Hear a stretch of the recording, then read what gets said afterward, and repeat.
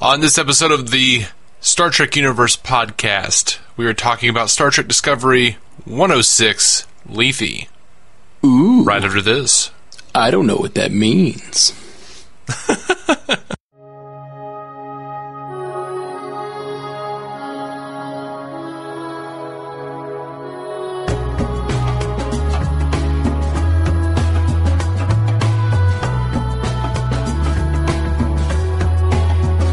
Welcome to the Star Trek Universe podcast. My name is Matthew Carroll. I'm David C. Robertson. Hey, Dave. How's it going, buddy? Oh man, it's been a busy week. Yeah? What's so busy with you? What's so busy with me? Yeah. Oh, it's mostly stuff on the DC On Screen podcast, honestly. Yeah, man. Those DC and Marvel shows are so much work. We got to give up that life. Man, you know, those... Just kidding. To not start a rumor among the people that follow us over here that we're conspiring to leave the other shows because we love them. Yeah, no, I'm not going to leave that. It's my baby. Yeah. I just realized I might be starting a bad rumor. But, you know, they're doing that big, like, CW crossover, Elseworlds, and Aquaman's coming out this month. There's just so much. Yeah, Marvel's actually in a bit of a trough right now. So we got no shows on television. We got, I think, Runaways starts soon or something like that. Does it? Yeah, Runaways season 2. Yeah, but that's like the next thing. My kingdom for a drought, man. My kingdom for a drought. Just yeah, it's kind of amazing to take. Just like last week, we actually just took a week off because we had so much going on, and this week we're going to start back. But it's kind of, it's nice to have a drought every once in a while, but I love this stuff, and I'm happy that it's coming out. Yeah, me too. All right, so let's dive into this episode. What do you think? How about you give us that summary there, Dave? Sure, Matt. The summary as per CBS All Access. The USS Discovery crew is intrigued by new addition, Lieutenant Ash Tyler. Sarek seeks Burnham's help, rekindling memories from her past. Admiral Cornwell questions Lorca's tactics. That's a whole lot of not really getting into the episode. Right. Because there's so much episode. Yeah, there's a lot going on. Again, we're talking about these episodes having just a lot of different storylines going on when it feels like...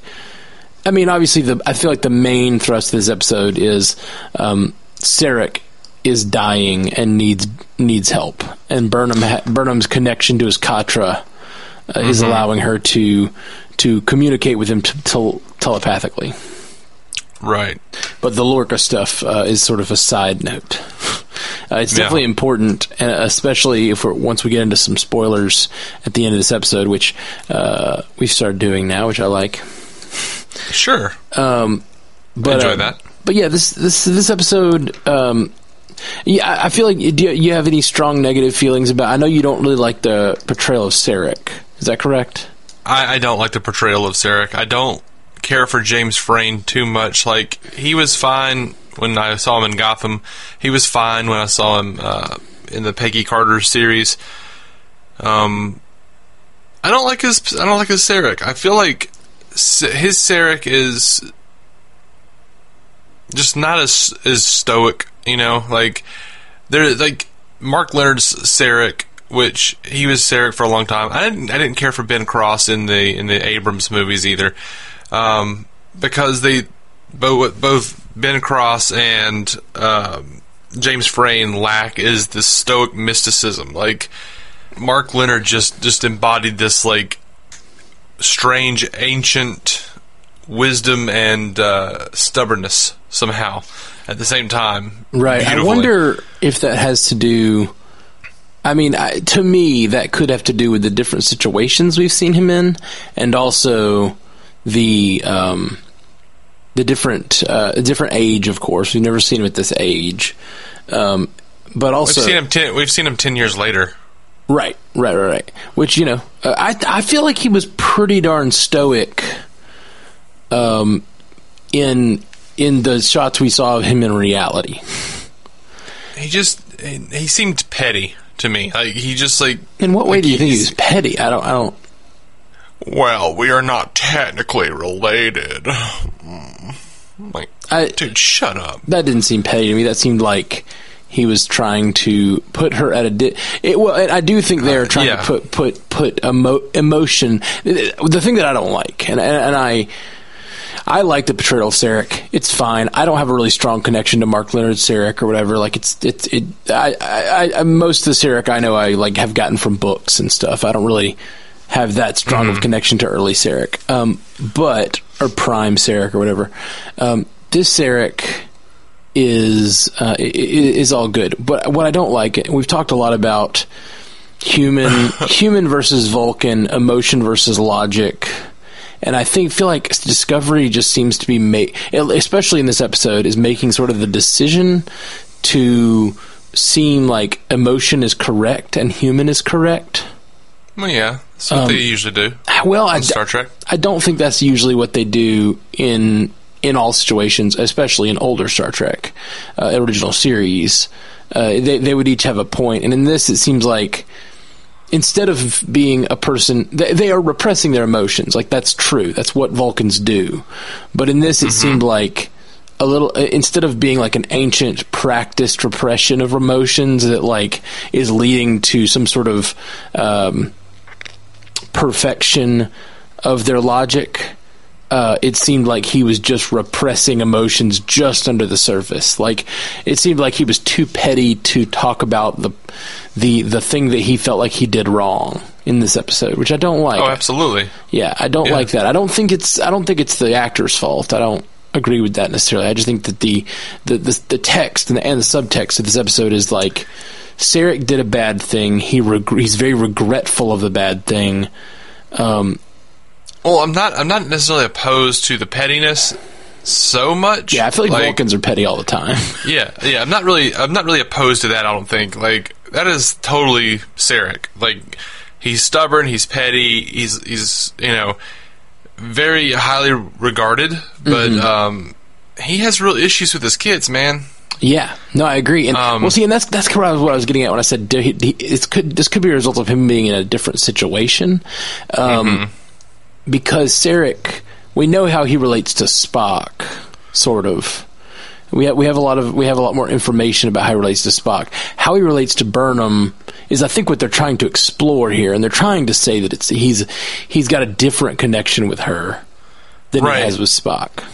But it is fine, because I don't consider this part of the Prime universe anyway. But he does just feel like a completely different Sarek to me. He's a completely different person.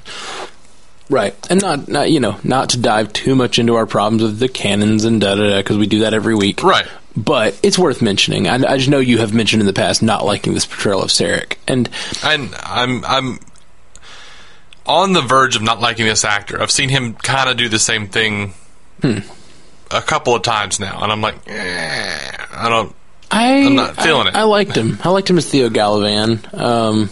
I liked him. I've liked him in everything I've seen him. I've never really disliked him. But neither here nor there. I enjoyed this episode. How does this stack up canon wise? How does it stack up with like previous uses of the Katra and the connection over distances and things? Do you know? I have seen a lot of people complain about it. Okay. And talk about that's not how mind melding works. Well, it's not just a mind meld. He put a part of his Katra in her. Yeah, that's important to note. I think they referred to it as a soul graft.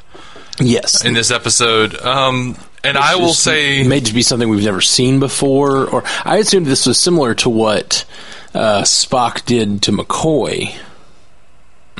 With putting his entire Katra into McCoy, which is different, but. It is different because Michael was dead for 3 minutes, and Sarek basically brought her back with a soul graft, and that gave them a connection. I will say this, Spock did mind meld with the Horta without even touching it at first in The Devil in the Dark. He did attempt to meld with Kalinda by any other name through a few feet of solid rock. Okay. He did attempt to meld with V'ger. That's right. In the motion picture, and he couldn't touch that. There are he even like influenced a guard through rock. It's you don't have to touch. You just don't. Right. No. Well, touching is different though than doing it over the sectors or whatever. Right. It's one thing to say this power is a power that they have over a number of feet. It's another thing to say they have this power over a number of galaxies. Yeah. Well, it should be noted that with discipline, that might be more possible. But this was a subconscious thing. I don't think Sarek realized he was even doing it, and he has that Katra connection. They can make up whatever bullshit they want, is what I'm saying, because in the original series, that's what they did. They said, "Oh, it's a rare thing. We don't ever use it. It's kind of dangerous." And then, like, once they introduced it, Spock was doing like every other episode, and over great distances, through solid rock, etc. Like, it's just kind of there for your amusement. Vulcans, really. I just don't really. I'm not as studied up on all the original series stuff, and so I don't really know the sort of limitations and such of mind melds. I'm not really giving it shit. I just don't know. Just curious. Oh, I prepared all this information because I had planned to talk about all the people who are complaining about it. Cool. Well, I'm glad I asked then. Yeah. What a great synergy we have. We do, man. You, someone who prepares, me, someone who doesn't know what's going on. It's just really nice. Nice synergy. And you're like, you call it synergy. I call it me doing all the work. Yeah. This is why I look tired all the time, Matt. This episode I liked it a lot. I really liked the Lorca stuff, honestly. Maybe I like the Burnham stuff too, but the Lorca stuff, him sending the Admiral to her capture was pretty amazing. Yeah, it was fun to see as far as Lorca is concerned. It is one of my big problem points for the show. Why is that?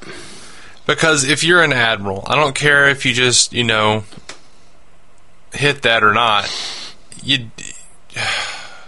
If you think that this guy is the captain of the most advanced ship in the fleet, if you think he has lied on his psych evaluations, maybe you go ahead and report that before going on the insanely dangerous mission to talk with asshole Klingons who just imprisoned and tortured said captain. Well, it's a different group of Klingons. They're at war. Right. It's the Klingons. I'm with you. I'm not saying it's not a thing she maybe should have done. I think she was still giving it some thought. She said she was ready to do it, but I think there's a reason she didn't do it yet. I think she was still questioning. She says it right there. She's like, I don't want to ruin your career, but I've got to do this. When I get back, it's happening. And then that gets into the whole, the communications among the Federation seem so easy on Discovery, over great distances, and it doesn't feel like they're out there on their own ever. Yeah, in old Star Trek, it seemed like. Well, I mean, to be fair, it was at the power plot, man. Sure, sure. It always has been. This is too. Yeah. One thing I look for in these episodes is a novel idea, because I think Star Trek is full of novel ideas. Last week we talked about the. There's been a lot of novels written about Star Trek. Well, did you make that joke last week? I think you may have made that joke last week. I have no idea.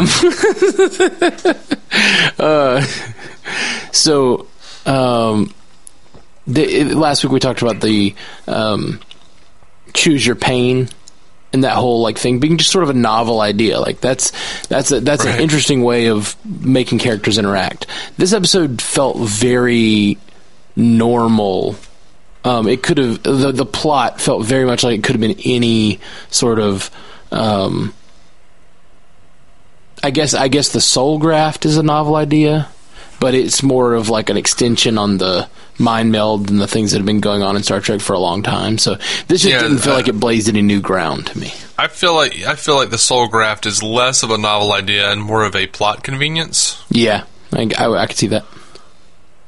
But as you've discussed, So was almost all the other stuff. I mean, I'm not giving it shit for anything. It's science fiction. Not for that, anyway.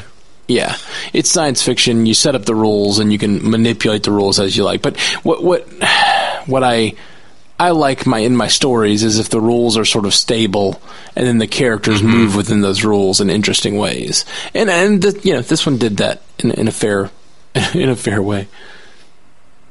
I liked all of the Sarek thinking back to her graduation stuff. I liked a lot that was the big reveal of the episode, was that he chose Spock over her. And it was for nothing. Like, his regret makes a lot of sense.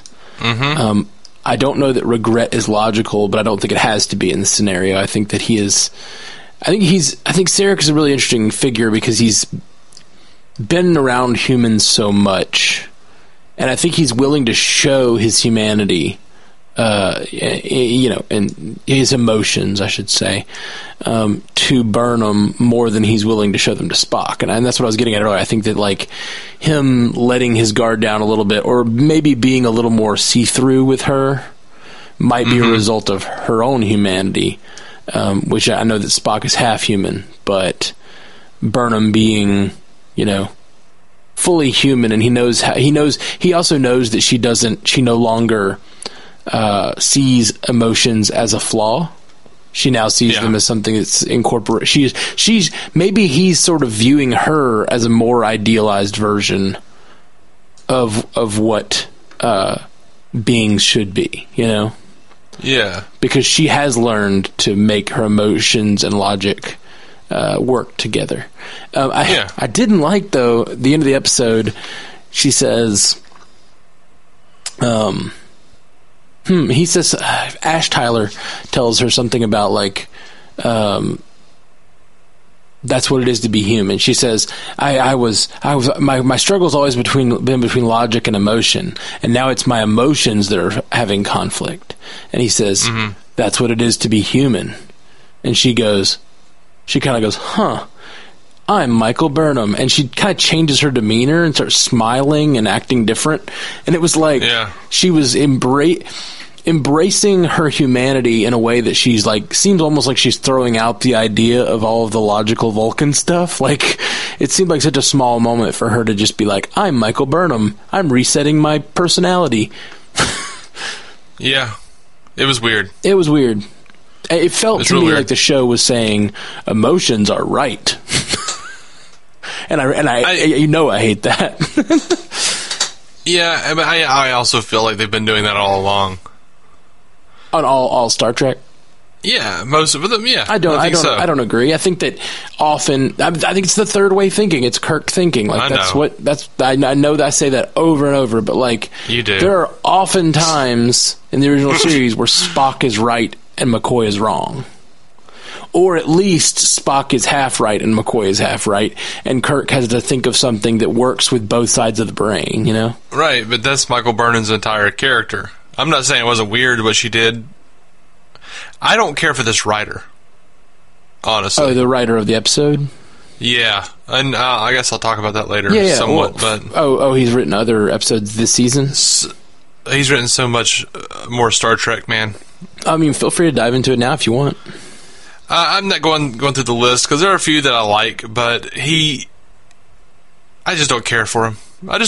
Like, he did an episode, of DS9 called Distant Voices as well. Like, he's done a whole bunch of Star Trek, from TNG through Voyager. Gotcha. And I think Time's Arrow was one that I actually liked, but I don't know. He's upset. So. Time's Arrow is the one where they go back in time and hang out with Mark Twain. Okay. And there's, like, they find the data head in the cave. I remember liking that, but I don't think I've seen it since I was a child. So he seems to have a little obsession with the Greek Lethe thing. Like, he created a race of distant voices called the Lethians, who were a telepathic species, and they would basically, a lot of them were like mercs who would, like, telepathically attacked people for money. Okay. He's a kind of a thing about that. I just generally find his episodes clunky. Okay. Like, a little bit like, I don't know what the characters are supposed to do, but here you go. Yeah. It did seem less character driven and more just like where you need the plot to go driven, which I don't love. Yeah. Yeah. So there's that. And you know, all the stuff you were talking about with, like, yeah, it's you know, Sarek chose Spock, pretended it was Michael's shortcoming, you know, and you know, he felt bad about that choice. He felt like his choice, or Spock's choice, made his choice useless and worthless, and that's awesome. I would have loved it if they had, like, touched on just a little bit. Like, I feel like it was a really awesome idea because Sarek, if you think about it, has a lot of disappointment in his life. His first kid was fully Vulcan, but eschewed the teachings of Surak. Right. Decided that emotion was the key. Well, do you think... And went on some mad quest to go find God. He's also married to humans. Do you think that he believes his own failings cause these things? Like, is his regret based in the fact that, like...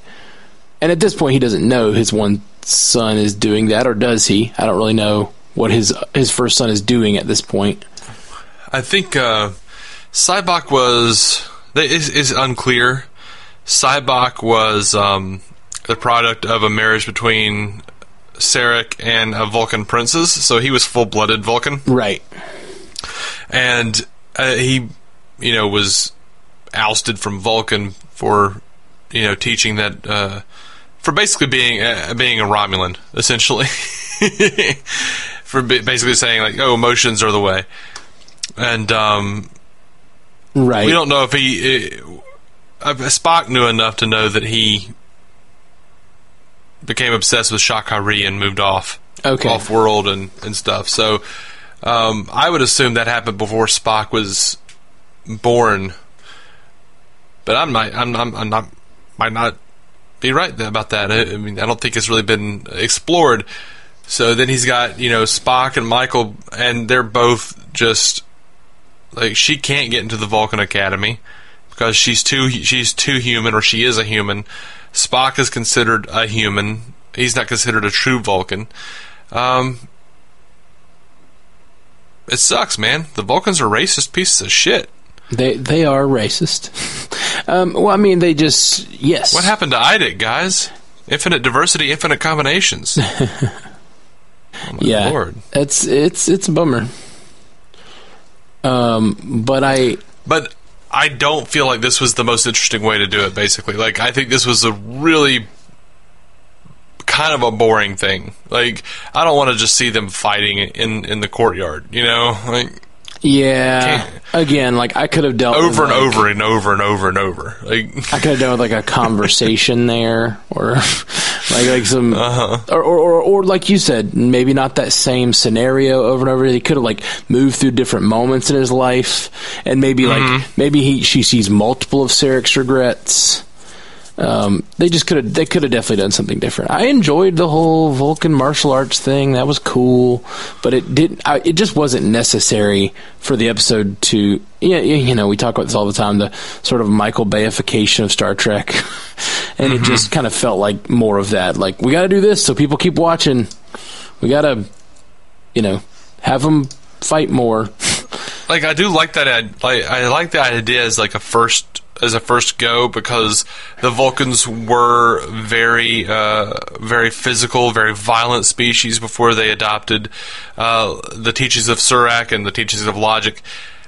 I like that there is that violence just beneath the surface, that they were once like the Klingons, and that is inherent in all Vulcans.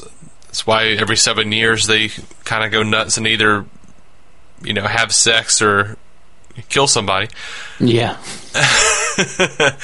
But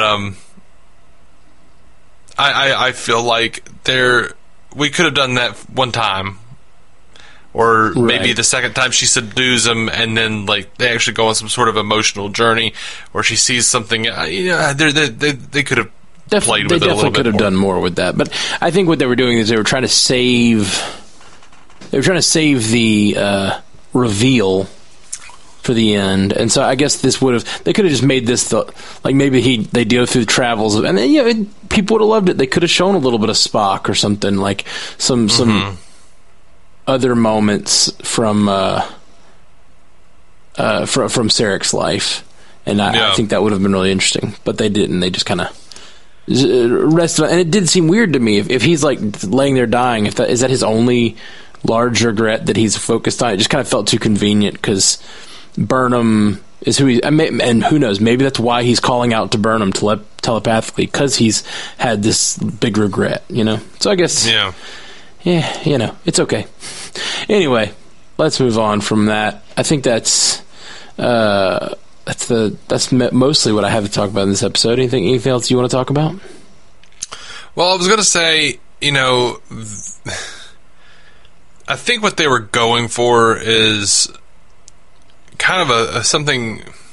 I think that they were trying to kind of draw a parallel between like Sarek is like Michael was the family that Sarek found, and he kind of put his own bullshit on top of her, and they were trying to push it towards like Tilly and Ash Tyler are the family that Burnham found. Does that make sense? And then also like there was a big it was a big theme of mentorship in this episode, like Sarek and Michael Burnham, and then Michael Burnham and Tilly, even with a little bit of Lorca and Tyler. And I even like that Michael Burnham learned from Sarek's mistakes and her own mistakes, and acknowledges that she gave Tilly bad advice. Right. Like that she was being like Sarek. Yeah. I liked all of that. I like it, except again, I feel like it sort of just... It's further pushing Burnham away from her Vulcan roots, which I kind of... Yeah. It's to me what makes her interesting. And I guess, it's not a bad thing. It's one episode. It's not like it's going to have to be the entire theme of the show, but I just... I kind of want her to continue to struggle with that. And her getting to a place where she feels like... It seemed like she got to a place this episode where she felt like, oh, I see, I'm human.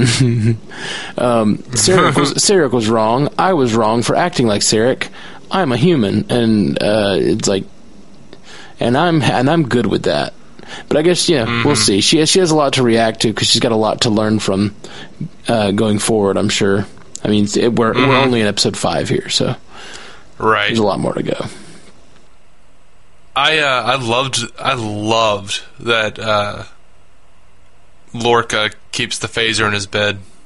Oh yeah, that was amazing. That's the whole. I really liked the Lorca stuff, just in general. The Admiral, the way he seduces her, it was just all really good. Yes. I loved how giddy and fun Stamets was this episode. Me too. This is really the first chance we got to see tripped out Stamets. Yeah, and he's just like, once you get past it's amazing once you get past the needles stabbing you. Ooh, my Vulcan mind meld, that's so groovy. Yeah. He said groovy. You think that maybe one of the first times in Star Trek groovy was said? Yeah, I don't know. I don't. It seems like there's probably another time, but I don't know. I think it's funny that like the mind meld was created in the '60s with Nimoy, and Stamets hears about a Vulcan mind meld and says it's groovy. Oh yeah, it definitely like evoked the time period at which it was invented. Mm-hmm. I liked that in this timeline, or in this episode, or not this episode, in this series, the Vulcan extremists and the Klingons are both concerned about racial purity. Yeah, I liked that too. It felt a little more like they're going more for. I don't know if we've discussed this on this show at all, but that definitely feels like they're trying to make a parallel between that and Make America Great Again. A little bit, yeah. But especially I also the Klingons, and I like that. I like that they're trying to tackle common issues or like current day issues, but it kind of felt like I don't know. It's interesting that they're trying to do that with both storylines. It seems like.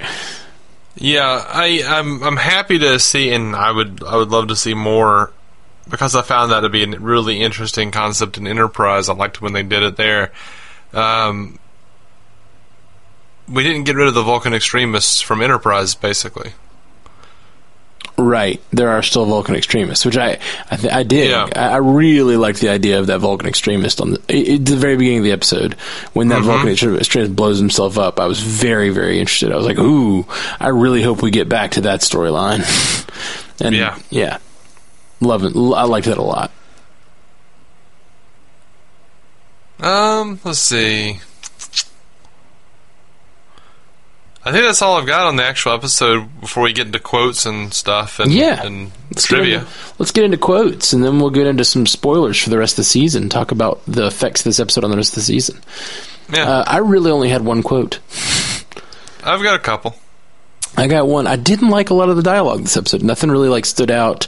Nothing was really that profound. The one piece of dialogue I liked was Ash Tyler says, "I've been close to death," right up next to it. And the way he says it, the way he delivers the line, just reminded me of Malcolm Reynolds. Yeah. I was like, oh, that's why I like Ash Tyler so much. He's the Malcolm Reynolds of this show. Mm-hmm. Yeah. So I liked that a lot. What quotes you got? I've got two quotes, and I did laugh at Stamets saying groovy, but I don't consider that a real quote. Yeah, that's true. Reason. I probably would have used that. I thought too. I loved Lorca saying, "You can tell the Vulcans you're welcome. I'm happy to clean up their mess." Like, damn, that dude. was so good. It was so good. Right after having the conversation about them thinking they needed to come clean up their mess. Mm-hmm. Yeah, it was really good. Really pointed. Really fun. And I did really like. I guess I'll go 3 because I did, and I don't even have this one written down. I just remembered it. It did feel a lot like "Context is for kings." I feel like it was said better there, but "rules are for admirals and back offices." Yeah, was a good line. I did. I mean, I definitely liked the concept. The line just I wasn't like blown away by the way it was said. But you're right. It did. I did definitely evoke the "Context is for kings" line from a few episodes ago, and it made me think of the same thing. Yeah, but my favorite is when he tells Ash Tyler, "Bring her back in one piece," and Ash kind of pats the shuttle and goes, "Not a scratch," and Lorca says, "I'm talking about her." Yeah, I like motioning to Michael Burnham, and then he says, "Or don't come back at all." Yeah, what the hell? Yeah, that seems. That is, oh my gosh, a little silly. I don't know, man. Because I don't know. He doesn't actually want him not to come back. But I don't know. But it is. He wants to, but Ash wants to stay in his good graces, which we'll talk about more in a few minutes. What did you before we jump into any more? I meant to go back and talk about this. How did you feel about the holodeck? Too much? I don't know. Yeah, maybe a little too much. The animated series, they had a holodeck, kind of. Oh, really? Yeah. Okay. Well, I guess it's not out of the question. It did seem a little less holodecky and more like a simulation. Like it's definitely less. It's a training program. Yeah, it's a training program. It was a little less refined than the holodeck that we get in the future, and it's like their guns were. It was more like going to laser tag. It seemed like. Yeah. And I don't. I think that really the only thing that says that the holodeck is new in the Next Generation is the way Riker reacts to it. Yeah, but it might just be like that level of nuance, right? Maybe his old ship didn't have one, or whatever. Or maybe it just looks different up close. Right? I don't know. Different up close. Yeah. Okay. Cool. Well, you ready to get into some spoilers? Oh, did you have any trivia? Yeah, I've got a little bit. What you got? Well, I was going to talk about that in Greek mythology. Lethe was both a river in the underworld and the Greek goddess of forgetfulness and oblivion. And there was actually a bunch of people who thought that this might be a connection, but there was a character named Lethe in the original series, Dagger of the Mind, and she was a therapist, and she talks about her violent past, and she's they thought maybe she was Admiral Cornwell. Huh. That Cornwell somehow becomes her at some point, and she might still, but I will say that they had planned to kill the character. The actress Jane Brooke said that the episode was supposed to end with the Admiral being killed in the Klingon massacre. Interesting, but they decided not to do that.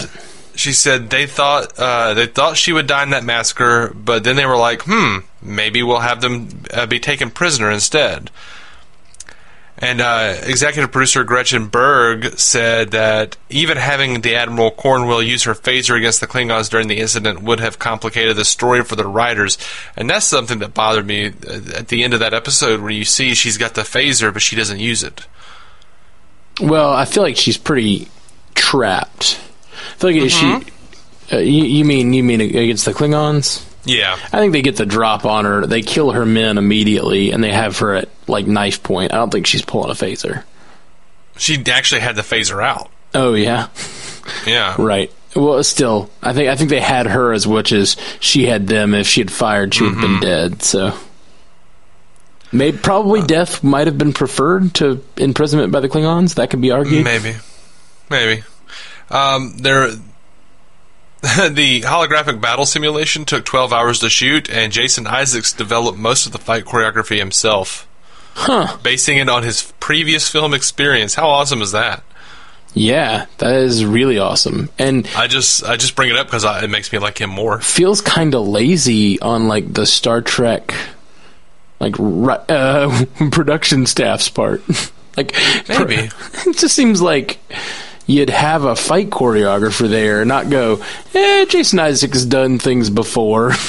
That seems like a weird thing to rely on. I don't know that they relied on it specifically, or if he was just like, hey, I know how to do this. And they were like, all right, if you want to contribute that's fine. Sure. Just, from a perspective of an artist, as someone who does art, just whenever I'm doing that kind of stuff, I always feel like I want to get, even like when I'm making my album, I play guitar a little bit, but I'm not as good as other guys, and so most of the guitar parts I get played by other guys, but maybe, like you said, it could be just something he wanted to do. It is definitely neat, because it was good. I didn't see it as, never crossed my mind that it wasn't realistic or whatever. Yeah. By the way, the writer, this is the first episode of Star Trek he's written since Voyager's Unimatrix Zero, Part 2, which was another story about Vulcan-like characters, aka the Borg, exploring themselves inside of a mindscape. Interesting. He's got his little things, man. That's what I'm saying. And I didn't like those Unimatrix Zero episodes very much at all. I mean, it's been 18 years since I've seen them. Yeah. So I might feel differently now. That's all the trivia I have, though. Cool. Well, let's dive into Spoiler Zone. Spoilers! We're going to talk now about everything that happened this season, because we have seen it. This is a rewatch, after all, but we don't want to spoil it until we got towards the end here. So if you've not seen the episode, check us out at StarTrekUCast.com for all the places. Subscribe, like, review, all that stuff. But let's talk about spoilers. This episode has a lot in the way of foreshadowing the truth about Lorca. Probably the most foreshadowing in that moment where it shows his reflection and then like pans down to his phaser. Right. As I think it's the last shot of the episode. Mm-hmm. So that is definitely pointing at the fact that he is not who we think he is. Yeah. Yeah.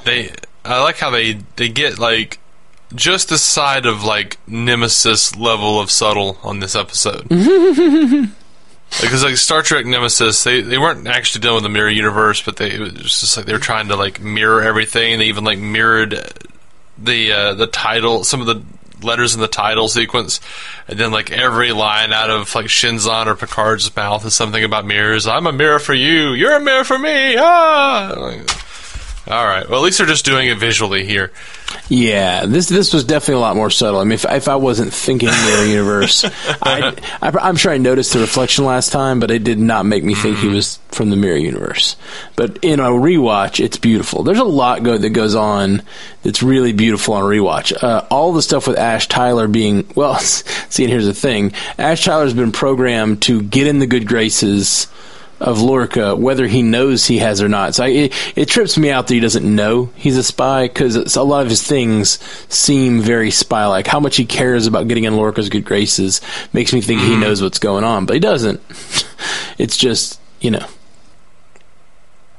Yeah, I should have mentioned this earlier, but I did love, like, Ash lying to Lorca, and Lorca saying, "Don't ever hide your excellence. I want my security officer to be a better shot than me." Yeah. That was great. Lorca's a great captain. I know everybody hates him, but I kind of like him. I don't hate him. I love him. Oh, I know. You're with me on that, but so many people are just like, he's not a Star Trek captain, and I'm like, whatever, man. He's great. He's my kind of captain. See, I think that's, you know, for as much as I, like, subscribe to precedent and canon, I so much more enjoy a good story over, like, what a quote-unquote Starfleet captain should be. Like, sure. I feel like so many people, like, and I've read, I was over on Amazon looking at the reviews for the Blu-ray of this season, and so many people gave it a bad review, not because, you know, just because they didn't like the show, not because they didn't like the Blu-ray, which is not how those Amazon things are supposed to work, guys. But, like, most of these people didn't even get past, like, episode 3 or 4. They were just like, this is a mean-spirited, hateful show, and I don't like it. Like, you didn't even give it a shot. You don't even know what happened in it. Yeah. Like, you don't know, like, they're telling you in episode, like, 2, context is for kings. Like, you've got to figure out or episode 3, technically. You got to know what this is about before you can say it's not Star Trek. Anyway, yeah. Sorry. I agree, and I think it's definitely different than other Star Trek. But I just like canon's one thing, and making sure your stuff lines up from that perspective. But I in no way care that all the characters have to be the same. I've said that over and over, but the homogenization of Star Trek, and particularly of Starfleet, bothers me a lot, because it's like you said, infinite diversity and infinite combinations. Like, right. And it's not even an accurate complaint, because from all accounts, really, when you think about it, even from just the original series standpoint, Kirk was really just a good captain. Like, every time they had a different captain, they had gone insane and he had to stop them, or there was, you know, an admiral who didn't have the right idea and was going to screw everything up because of his own knee-jerk reactions, or there was a Commodore who was like, no, we're not going to save those people, we have a deadline. Or, you know, even with Next Generation, Picard had to deal with those kinds of admirals and other captains. Like, Jellicoe was a dick. I'll always love Jellicoe for telling Troy to not wear pajamas on the bridge. Yeah, but our primary captain has never been that way. Right. But that's the thing is, like, he's not our primary captain.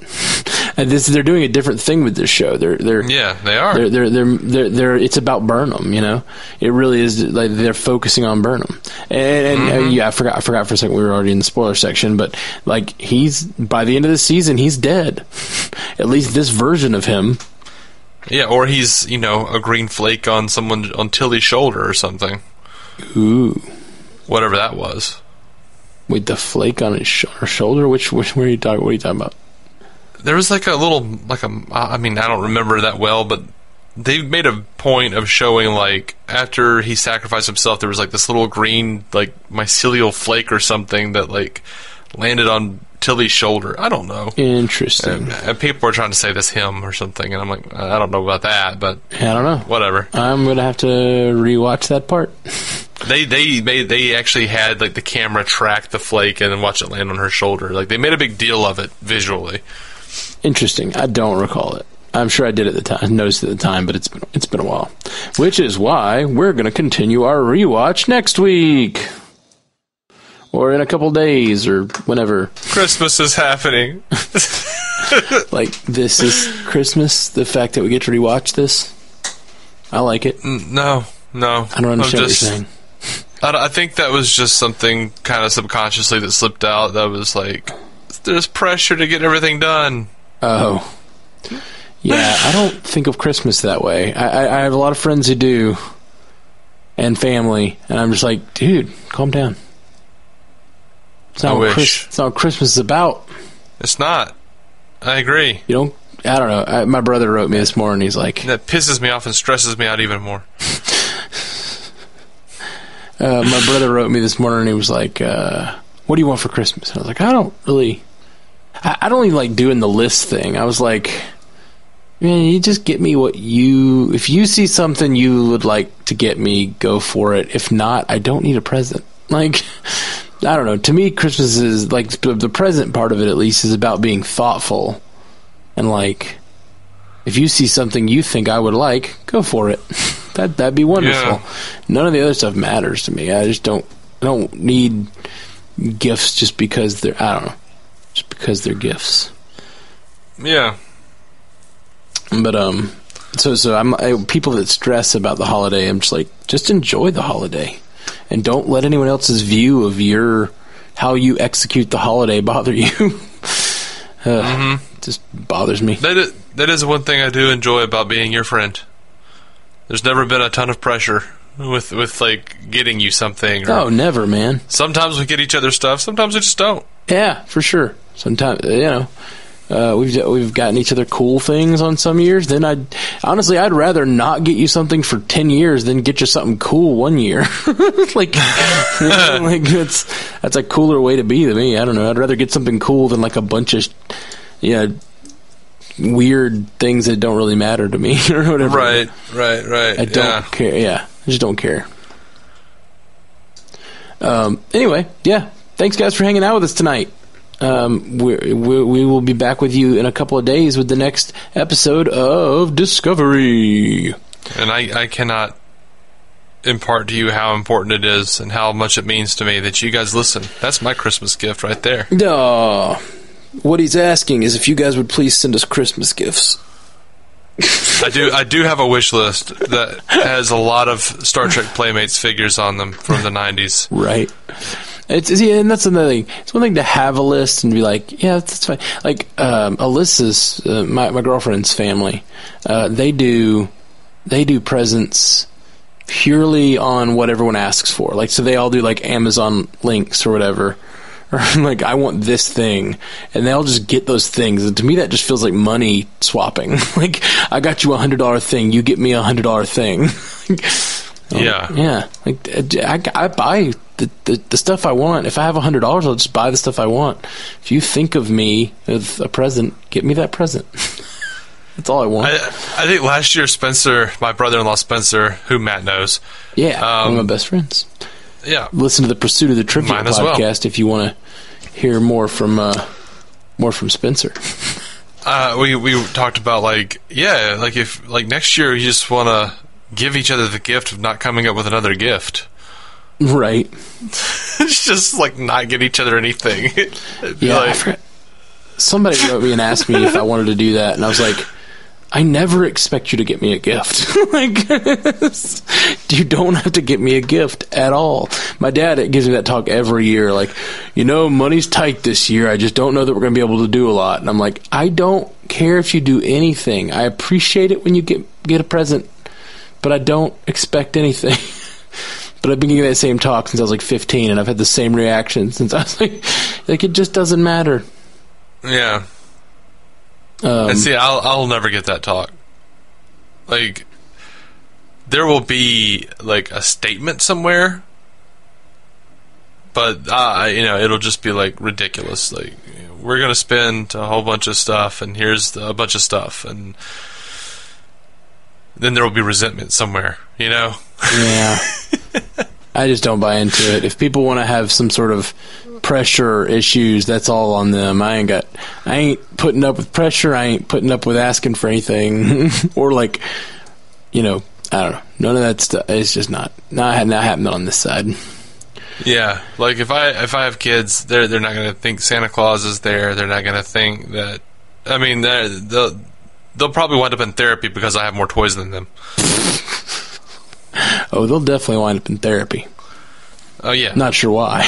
That's a plethora of reasons.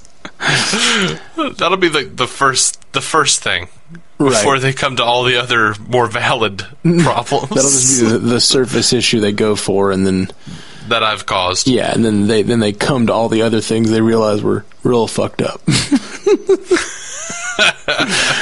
All right, guys. Thanks so much for hanging out with us. We'll be back very soon with the next episode of Discovery. Live long and prosper, y'all.